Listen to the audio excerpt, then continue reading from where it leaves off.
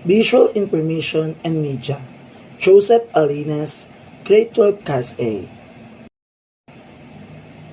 Visual Information and Media.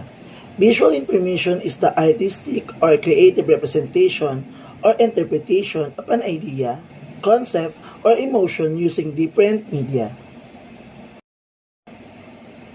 First, visual media and information, materials, programs, application, and the like that teachers and students use to formulate new information to aid learning through the use, analysis, evaluation, and production of visual images. 2. Types of visual media: photography, video, screenshot, infographics, data visualization, charts and graphs, comic strips, cartoons, memes, visual notes-taking, etc. Number 3. Formally and informally produced visual media. Visual media produced by the formal organizations as schools, governments, and established media publishing outfits are considered formally produced. Other visual media are considered informally produced. Number 4. Purpose of visual information. The primary purposes of visual information is to gain attention, create meaning, and facilitate retention. Number 5. Visual design element.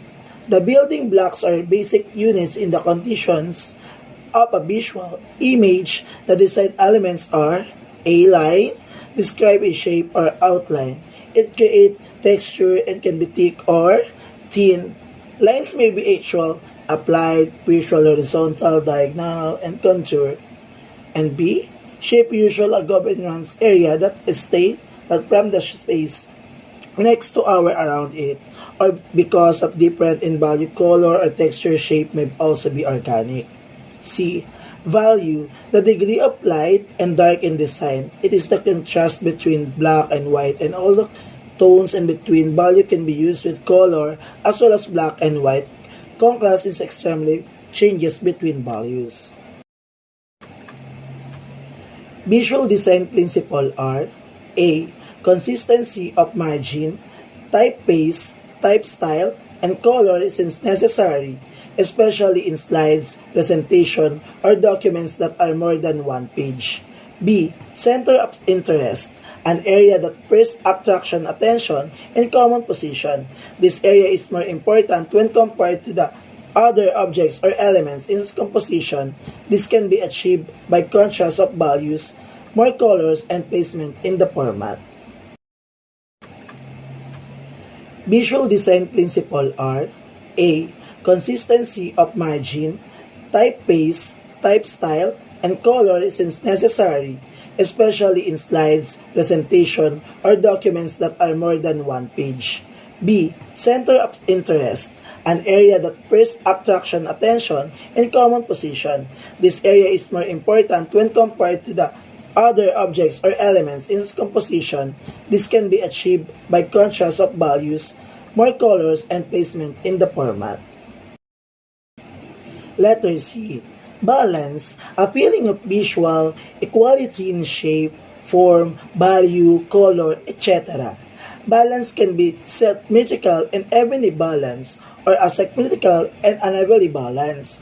Objects, values, colors, textures, shapes, forms, etc. can be used in creating balance in a composition. Letter D. Harmony brings together a composition with similar units.